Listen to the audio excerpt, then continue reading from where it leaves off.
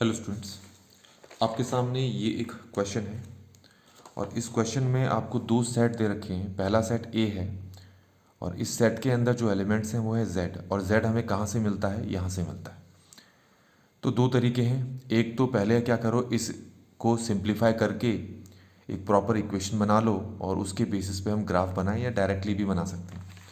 तो मैं दोनों तरीके से आपको समझा देता हूँ।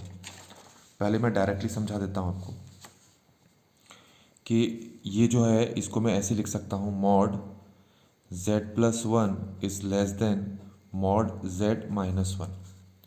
अगर ये लेस देन का साइन नहीं बना होता, अगर ये ऐसे बना होता, ध्यान रखना मैं ऐसे की बात कर रहा हूँ, अगर ये ऐसे बना होता तो इसको हम कैसे प्लॉट करते, ज़रा आप इसको समझ लें। जैसे ही हमारे पास लाइन बनी हुई है, मैं इसी में दिखा देता हूँ आपको। ये इस तरीके से है। अच्छा, z+1 और ये है z-1। इसको मैं ऐसे लिख सकता हूँ z-1 और ये हमारे पास है z-1।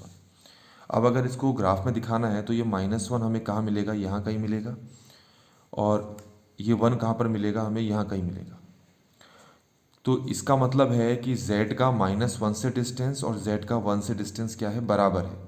तो ऑटोमेटिकली हमें पता लग जाता है जो z है वो इस एक्सिस पे कहीं पर होगा। अभी के लिए मान लेते हैं वो यहाँ पर है, तो इसको इससे ज्वाइन कर दो तो ये है z की पोजीशन। ठीक हो गया। पर अगर आप देखोगे जो रियलिटी है उसमें ये है कि z का -1 से जो डिस्टेंस है वो लेस है z का 1 से डिस्टेंस पे। तो ये जो ये है मॉड z-1 का मतलब ये वाला डिस्टेंस है। तो इस इक्वेशन के अकॉर्डिंग तो z-1 का जो मॉड है, मतलब ये वाला डिस्टेंस है, वो इससे बड़ा है। और ऐसा तभी पॉसिबल होगा कि अगर ये पॉइंट इस लाइन पर लाई नहीं करे, जबकि वो इस रीजन पे किसी जगह पे भी लाई करे। आप खुद सोच करके देखें, अगर ये पॉइंट मैं अगर यहाँ बना लेता हूँ तो देखिए ये वाला डिस्टेंस स्मॉल हो गया, ये वाला डिस्टेंस बड़ा हो गया।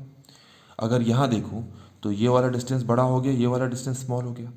इसका मतलब है कि ये जो इक्वेशन दे रखी है हमें, इसके अकॉर्डिंग जो z है वो या तो सेकंड क्वाड्रेंट में लाई करेगा या फिर थर्ड क्वाड्रेंट में लाई करेगा।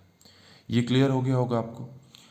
आप चाहें तो z की जगह x plus iota y put करके सॉल्व करेंगे तो तब भी आपके पास जो रियल वो हो जाएगा, जो x है वो लेस देन 0 आएगा।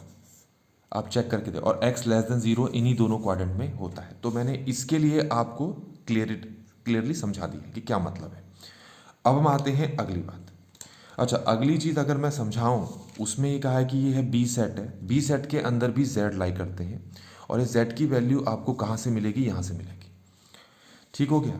अब इसको हम दो तरीके से समझेंगे। पहले इक्वेशन की फॉर्म में समझेंगे कि ये रिप्रेजेंट किसको करता है, और देन हम वो रीजन को शेड करेंगे जिस रीजन के लिए ये बना हुआ है। ठीक है। तो सबसे पहले आप ये देखिए, ये लिखा क्या है? लिखा है argument z-1 over argument z+1। मैं इसको ऐसे लिख सकता हूँ, argument z-1 minus argument z+1 equal दे रखा है आपको 2π/3। यहाँ से आप z की वैल्यू पुट कर लो जो होती है x प्लस आयोटा वाई -1, और यहाँ पर भी पुट करोगे तो ये हो जाएगा x plus iota y +1 equal to 2π/3।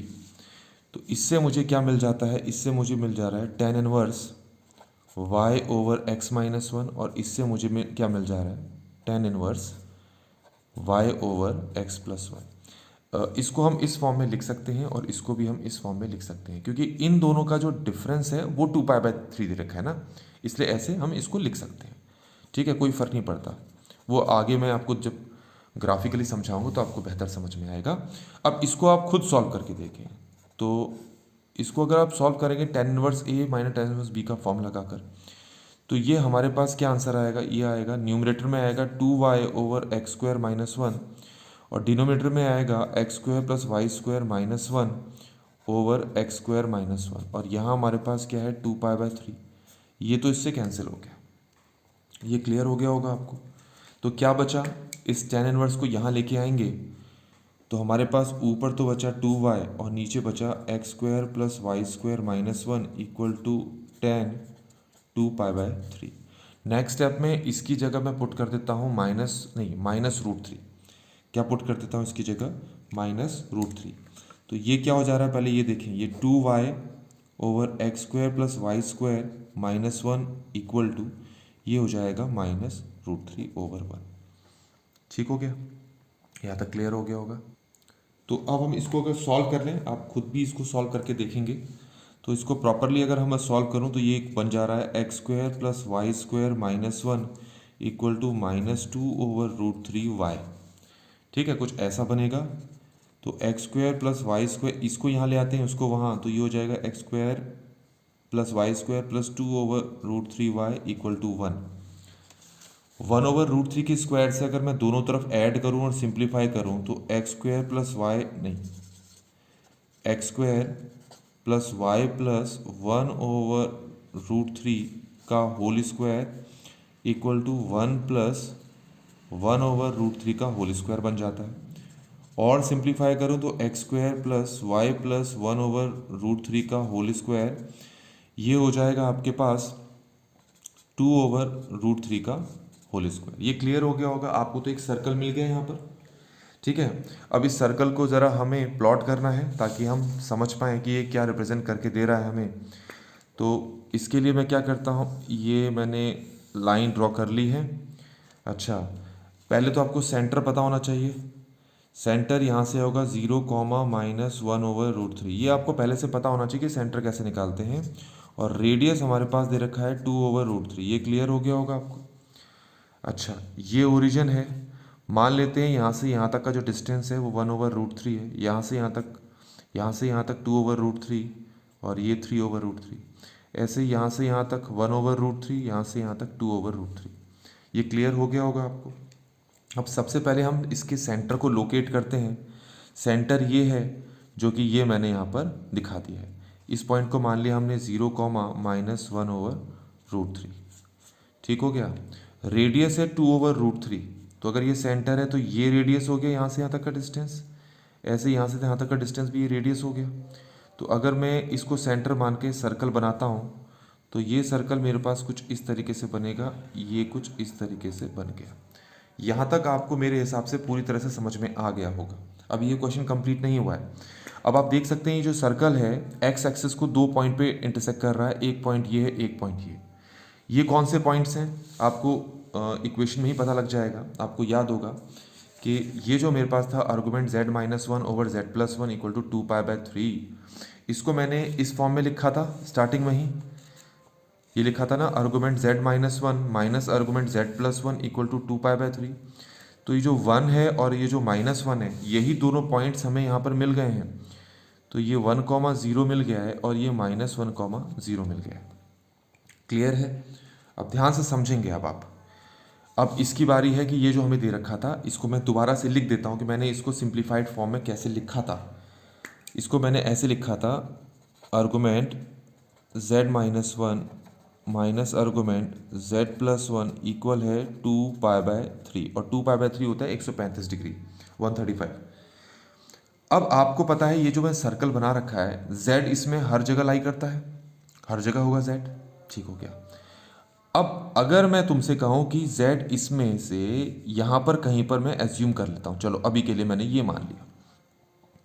ठीक हो गया, सपोज z मैंने यहाँ पर मान लिया। अब इस z को इससे ज्वाइन करो, ये बन गया। इस z को इससे ज्वाइन करो, ये बन गया।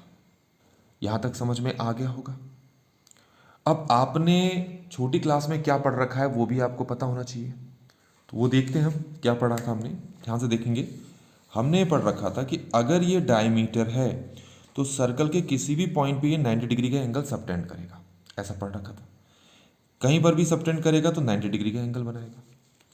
ऐसे ही अगर ये हमारे पास कोई कॉर्ड है और यहाँ पर ये जो एंगल बना रहा है तो इस रीजन के हर एक पॉइंट पे वो सेम एंगल बनाएगा, angles in the same segment concept से। पर यहाँ पर जो एंगल है वो अलग होगा, इसलिए ये वाला रीजन उस एंगल के इस एंगल के बराबर नहीं माना जाएगा यहाँ पर जो एंगल बन रहे हैं। इसी कॉन्सेप्ट को यहाँ पर भी यूज करना है। ठीक हो गया। अगली चीज आप ये देखो, ये जो मैंने ट्रायंगल बनाया है मैं इसको यहाँ पर बनाता हूँ। तो ये तो हो गया, ये है z और ये है 1। तो ये जो है इसकी इक्वेशन हो गई z-1 और ये यहाँ पर -1 है, तो इसकी इक्वेशन हो गई z+1। क्लियर हो गया। अब ये जो है इसका, ये जो दिख रहा है लाइन, ये वाला यहाँ पर मैंने बना रखा है, तो ये है इसका आर्गूमेंट, इसको θ1 मान लेते हैं। ये लाइन दिख रही है आपको z+1, इसका आर्गूमेंट मैं θ2 मान लेता हूँ और इसको मैं θ मान लेता हूँ। अब ये एक्सटीरियर एंगल है, तो θ1 किसके बराबर होगा, θ2 प्लस θ, तो θ1 माइनस θ2 किसके बराबर हो गया, θ। इसका मतलब है इसका आर्गूमेंट माइनस इसका आर्गूमेंट इक्वल होगा इन दोनों के बीच का एंगल। तो इसका मतलब ये हो गया कि अगर आप क्वेश्चन पे वापस जाओ, अब आ जाते हैं यहाँ पर, तो ये दे रखा है आर्गूमेंट ऑफ z-1, तो ये है z-1, ये है z+1, z+1 ये रहा आपका। तो इसका आर्गूमेंट और इसका आर्गूमेंट, दोनों के आर्गूमेंट को माइनस करोगे तो इनके बीच का एंगल आता है वो, जो कि यहाँ पर कितना दे रखा है 2π/3, जो कि किसके इक्वल है 135 डिग्री। तो ये एंगल क्या है 135 डिग्री। तो z ये यहाँ पर कहीं पर भी चला जाए, angles in the same segment concept से यहां से लेकर यहां तक हर जगह जो एंगल है वो कितना मिलेगा आपको 135 मिलेगा। ये क्लियर हो गया। अगर ये z यहां भी चला जाता है तो भी इसको इससे ज्वाइन करोगे, इससे इसको ज्वाइन करोगे, इसका जो आर्गुमेंट है माइनस इसका जो आर्गुमेंट है वो इनके बीच के एंगल के बराबर होगा, जो क्वेश्चन के अकॉर्डिंग 135 डिग्री ही रहेगा। लेकिन नीचे वाले रीजन में ऐसा नहीं होगा, क्योंकि नीचे आपके पास जो है मेजर सेगमेंट है। तो अगर मैं यहां पर मान लेता हूं z, तो आपको पता है अगर मैं इसको इससे ज्वाइन करूं, इसको इससे ज्वाइन करूं, तो ये हमारे पास साफ साफ क्या बन गया, एक साइक्लिक क्वाड्रिलेटरल। तो अगर ये 135 है तो बच्चों फिर ये 45 होगा। तो अगर यहां लिखा होता argument z-1 minus argument z+1 equal to 45 degree, तो फिर ये वाला रीजन हम लेते, ये वाला रीजन। लेकिन अभी लिखा है 135 डिग्री, तो हम इसको ये वाला रीजन ही काउंट करेंगे, सिर्फ हम ये वाला रीजन ही काउंट करेंगे। तो ये समझ में आ गया होगा। अब वापस आते हैं, हमने जो पहला वाला मैंने समझाया था, ठीक है, तो इसमें मैंने कौन सा रीजन समझाया था आपको याद होगा। मैंने इसमें ये वाला रीजन समझाया था कि जो z है वो इस वाले रीजन पे लाई कर रहा है, ये वाला। तो दोनों में कॉमन रीजन कौन सा आ गया, यही तो आ गया कॉमन वाला रीजन। और ये कॉमन रीजन कहाँ लाई कर रहा है, सेकंड क्वाड्रेंट में लाई कर रहा है। तो अगर हम ऑप्शन पे जाएं, और ऑप्शन आपको दिखाई नहीं देंगे, तो a portion of a circle centred at 0, -3, सही है। सर्कल का वो पोर्शन जो 0 का, जिसका सेंटर 0, -1/3 है, that lies in the second quadrant only. तो जो बी ऑप्शन है वो हमारे आंसर के साथ मैच कर रहा है। और इस तरीके से बच्चों हमने ये क्वेश्चन को यहाँ पर कंप्लीटली सॉल्व कर लिया है।